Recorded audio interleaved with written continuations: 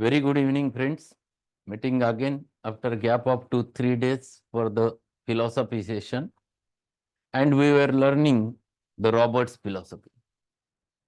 We have finished 2 chapters from second year syllabus, that is the vital force and vital force as expressed in its functions, that is in the state of health, in the state of disease, in the state of recovery, and in the state of cure. So many aspects regarding the vital force which we have learned. Robert has devoted one more chapter for understanding this dynamic concept. And that's why he has started with chapter number 5, that is the vital energy in its universal application.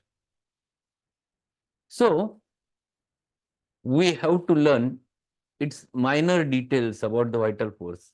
Why Hahnemann have changed the concept of vital force to the vital energy and vital principle in the 6th edition of Organon of Medicine, that we can understand with the help of that. So, before or prior to the force, there is an energy, and behind an energy, there is some principle which gives rise to the energy, which is autocracy. That's what it is called as the vital principle. So, vital principle is the source with which it goes ahead, expresses vital energy, and because of energy, it ultimately reflects in the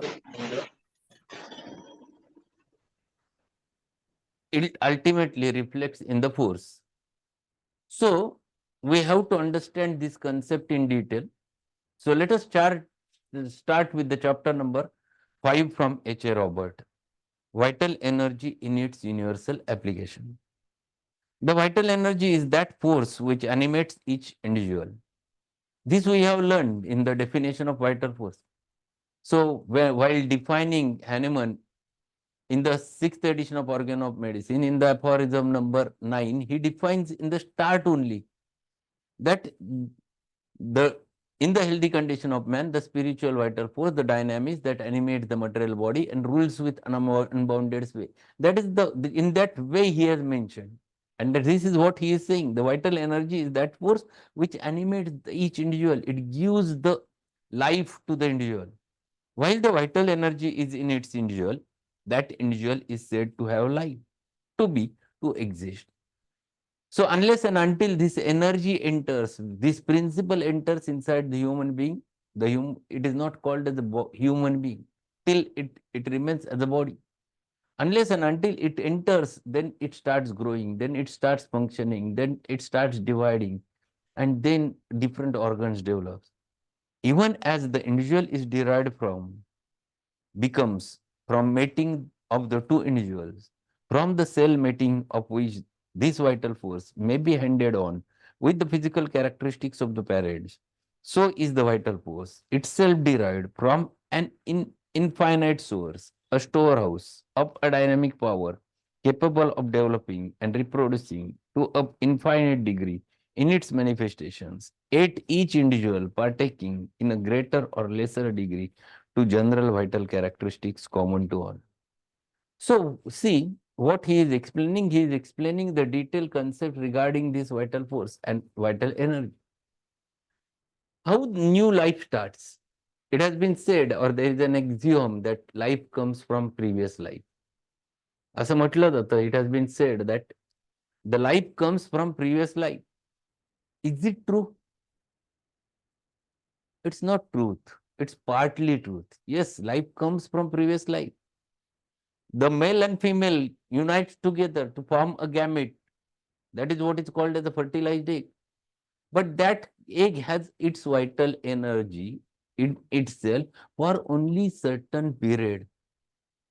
If the vital principle never enters inside that fertilized egg, that egg will not further divide.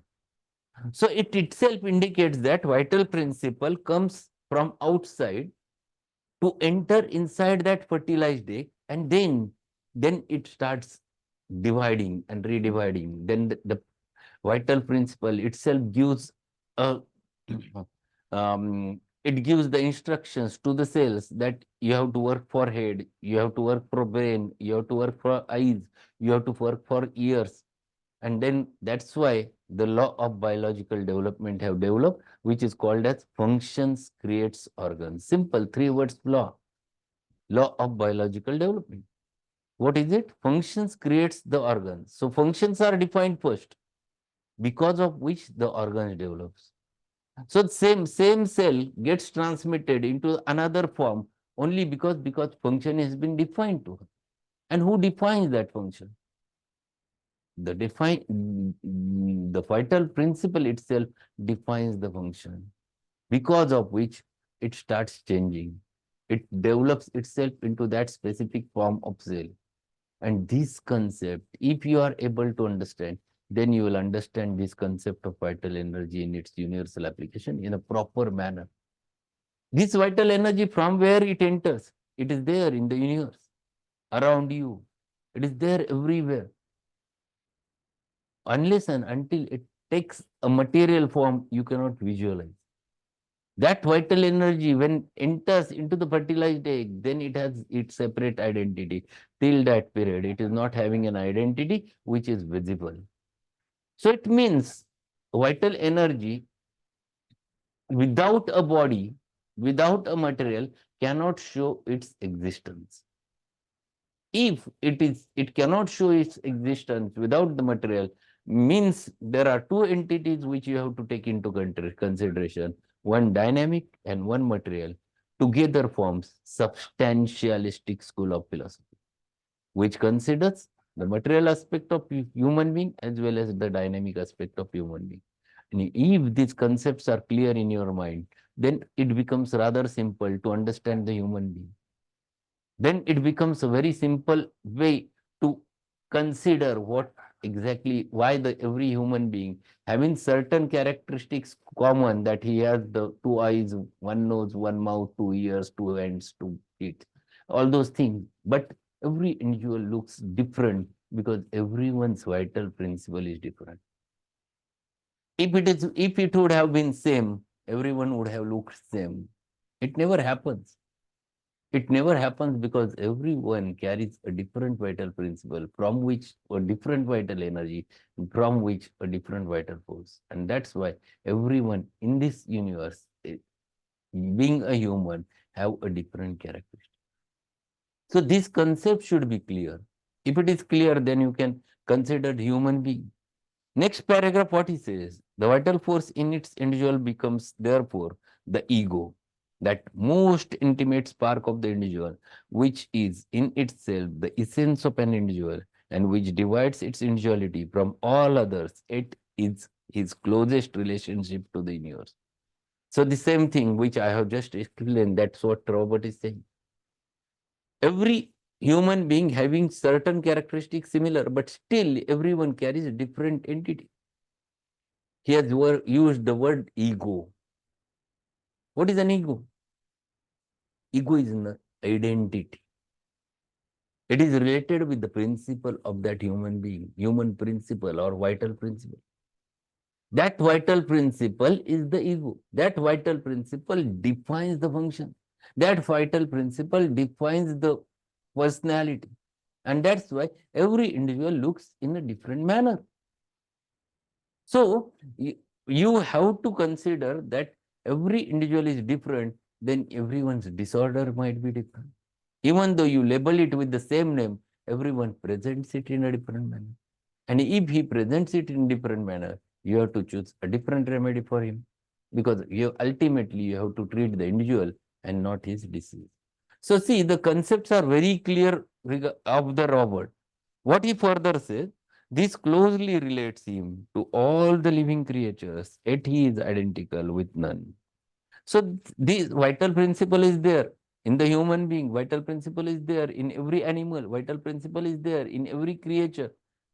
But everyone has their own characteristics. The lion has lion's characteristics. The tiger vital principle gives him a typical tiger characteristic. Same is true with the human being. And every human being looks different because everyone carries a different vital principle which provides a different vital energy. Probably Religion was the first expression of thought to formulate this vital concept of life. Many religions through many ages have expressed the thought which we find in the Bible. And the Lord God breathed into his nostrils the breath of life, and man become living soul. There are many concepts how human beings have been born, different concepts from different religions. How the first human being developed on this earth. There are many, many ways. The Christ explains their own theories. The Hindus develop express it in different manner. The Muslims develop express it. But ultimately, you have to take into consideration. Ultimately, you have to go towards one dynamic entity to which we label by the name of God. And the Lord God breathed into his nostrils the breath of life, and man becomes living soul. Before Abraham was, I am. Religion accepts the concept of infinite life on the spiritual plane, but has not attempted to apply it to all planes of existence. Science accepts it in part, but one is tempted to say in fragments, but science has never correlated the whole, even on the material and intellectual planes. So, what he is explaining is very correct. Science accepts those things. Yes, there is infinity, the dynamic thing, the dynamic soul, but they cannot explain because science is related with physical things, the material things. There is a problem in the whenever you go with the science, there is always a problem. Why? Because science explains only the material entities which are measurable. Otherwise, you cannot. So, this is too important to understand. I will give you one example. Then you will understand the concept, how science has a limitation. Just take into consideration, there is a big ocean is there.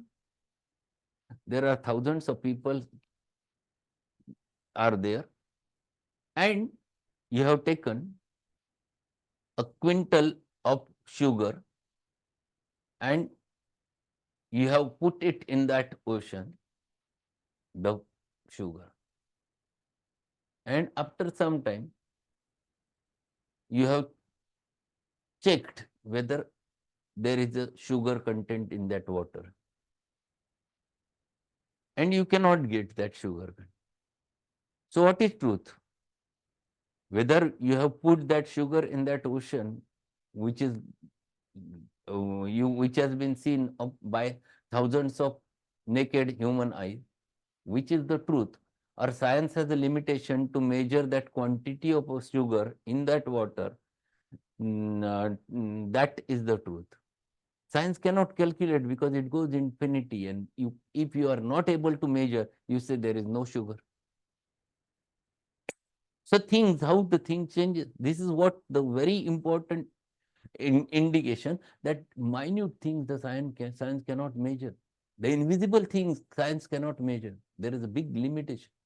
And that's why science never accepts wholly the concept of spiritual being or concept of the dynamic beings of the human being, the soul or the mind and all those things. And that's why science many times fails to express many ideas. We have to understand those concepts which he tried to explain, and that's why what is the role of vital force and vital energy in relation to the universal application? That's what we have to learn. He's explaining all those things, and these are very important. This is just an introduction to the chapter. Now he turns towards one more entity, which is very, very essential. There is one branch which is called as an astronomy. Astronomy means Khagol Shastra. Many consider that it is not science, but it is science. Just see what is it. Astronomy is a part of science. Mathematics is an essential component of the astronomy. Astronomy and mathematics, viewed in light of the whole vision of vital energy, are essentially a partial proof of omnipresence of vital energy as being the moving energy, the activating power of the universe. Astronomy deals with the planets. Astronomy deals with the mathematics. Astronomy deals with the energies. And because of which we understand many things. But still people say that there is no science. There is science. In fact, it is big science. Only things it deals with the energies which are invisible, and that's why no one easily believes in those concepts. There is one simple question I want to ask. There is a tide and ebb which happens in the sea. No one was knowing before that. Then someone have studied over it. He used to observe the things. He used to observe the effect of moon, what happens in moon phases, and when there is tide and ebb, which happens in the sea. And then one day he understood, yes, always during the period of new moon and full moon, there is tide and ebb, which happens to be there. And then he explained on the basis of cause and effect, this is the truth.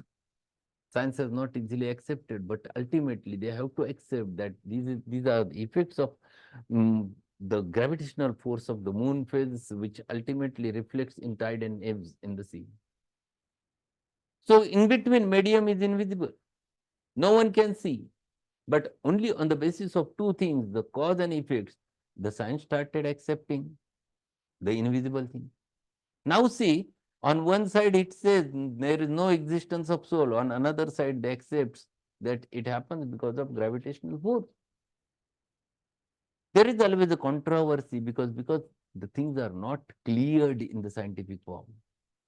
And that's why one has to understand the astronomy also, because every planet has its own existence. Every planet has its own gravitational power.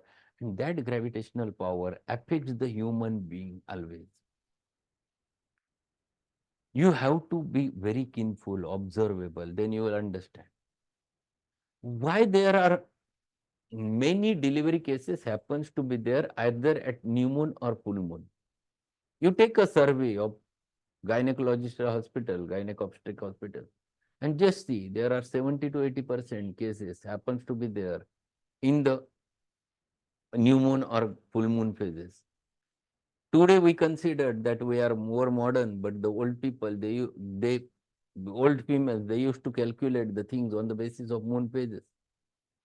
They talks in their sense that what when last menstrual period was there, they used to talk in sense of new moon or full moon. This is very important. And they were ready for that specific thing. Why it is happening like that? Why the delivery cases happens to be there on the new moon or full moon? Why the people who are suffering from the migraine headache suffers always during the phase of new moon or full moon? Maximum times you get that aggravation period. No one knows, no one considers. What I want to say, that if you are accepting that moon phases affects the sea water, which is salty water, the same salty water is there inside the brain. Those who are sensitive enough, to whom the migraine happens to be there, it moon phases directly affects the salty fluid which is there inside the brain, aggravate the condition, and that's why during new moon and full moon the aggravation of migraine happens. Same is true in the amniotic fluid, which is salty again, because of which there is always a effect of gravitational force of moon, and because of which the delivery cases more commonly happens during the new moon or full moon. Old people used to say that during an eclipse, don't go, the pregnant lady should not go out. They are more scientific, more knowledgeable than us. Because science says it's not never happens, but science is not explained. Science is not able to explain why the defects happens to be there if the pregnant lady goes into openly into the eclipse period. These are very important things because these effects which happens to be there at the level of dynamics. So universal things always affect the human vital energy. And that's why we have to understand the human being in relation to the universe. So what is the effect of moon phases on human mind? There is a book, big book, Times of Remedies and Moon Phases, written by Boger. Wonderful book. Why he has written? Because he was knowing that it is one of the important entity which affects the human life. People never believes on those things. People never believes on astronomy. But I will suggest go through it, understand its dynamic. Without reading, without understanding, don't blame anyone. Don't claim that it is faulty. If you understand the depth of it, then you will understand that there is a truth. And truth is hidden in the dynamics. So astronomy is the mathematical science. If you calculate the things, you can calculate each and everything with the help of astronomy. And that effects of planets are always there on the human life. As logic deals with the principles governing in comparative and constructive faculties in the pursuit and use of truth, let us apply this science to our theorem and reason this through to its natural conclusions. See what he is saying, as the logic deals with the principles governing the comparative and constructive faculties in the pursuit and use of truth, let us apply this science to our theorem and reason this through the natural conclusions. What is logic? First important thing you have to understand what is logic. Logic is the science of reasoning. You reason. You reasons in two ways. You reasons with induction and deduction. Every moment you used to use logic. Every moment. You look towards certain thing and some thought comes in your mind. Immediately that thought is called to be inductive reasoning. It has been just said that you have got the admission in such and such college. You have not seen that college. But still, if you get the admission in that college, that your number or there is labeled, then immediately you start thinking about that college. What you have done? On the basis of particular thing, you have thinking about a very big thing. That is what is called as an induction, inductive logic. You are thinking about that thing, that induction is there. You have created certain image in your mind, but is it a truth? It's not a truth. Inductive logic is not always the truth unless it satisfies four criteria. That logic becomes truth when it follows first criteria, exact observation, the second criteria, the correct interpretation, third criteria, the scientific construction, and four, then comes the rational explanation of it. Then the inductive logic can be, either you can say it is truth or it is false.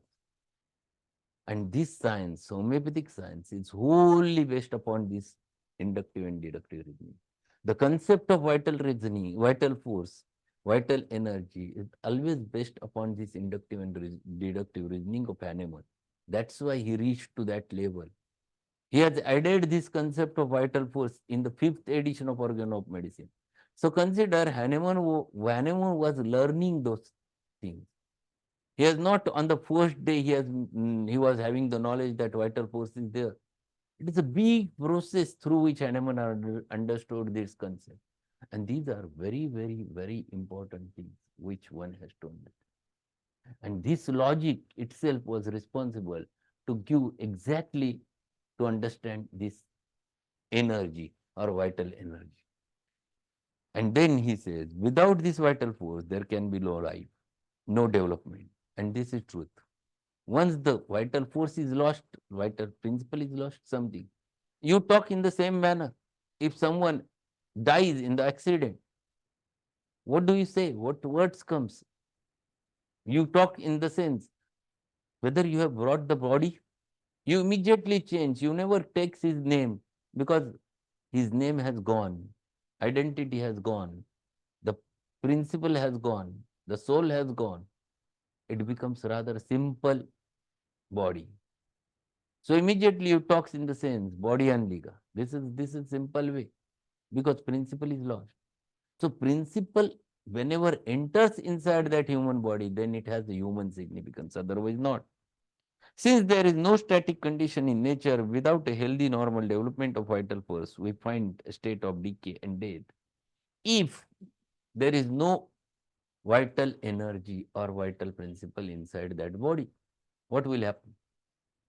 Any person who dies over there, forget about the persons.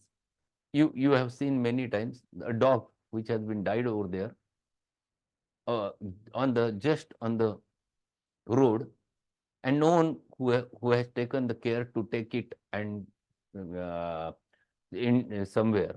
You just go on observing for 8 days. What will happen? If vital energy is not there, there is only one thing which happens. The thing becomes decomposed and decay. Within 8 days, 10 days, 15 days, there is nothing remains. Everything gets decayed, decomposed. Because vital force is lost. No more vital force, no more vital principle. It is dead. And then every dead body has a natural law that it ultimately ends with the death and decay. So see how nicely he is trying to explain those concepts clear in everyone's mind. So that whenever patient comes, we can think in that way. These are things which develops, builds your mind to understand the concepts of dynamics. And once concepts of dynamics are clear in your mind, then it's rather simple to treat the human being. And that's why this chapter is there, the vital energy in its universal application. We have learned few aspects of it in today's session. It is a big chapter which gives you many things about the concepts of vital energy and its relation with the universal application. Tomorrow we'll continue with the same and we'll learn many more things. So that's all for today. And today evening we're going to learn one more clinical remedy, that is digitalis, in today's session at 8:15 sharp. So what's the question? Do soul have any characteristic? All souls same in nature. Question is that when we are thinking about the soul, does it have any physical material existence? Unless and until it enters over there, it cannot have. Principle is different. And that's why when it takes the form of a material, it shows its characteristic. That's why it has a substantialistic existence. Substantialistic existence means without an material body, you cannot find the characteristics of the soul. We are thinking only that all souls are similar. No one has seen the soul, but everyone has seen that human being a different, carrying the same soul. Then how it is different? Because that soul principle is having a certain thing which makes that fellow different. That's why the Robert has used the one word. He has not used the word. He has used the word ego over there instead of a soul, because everyone's ego is a different.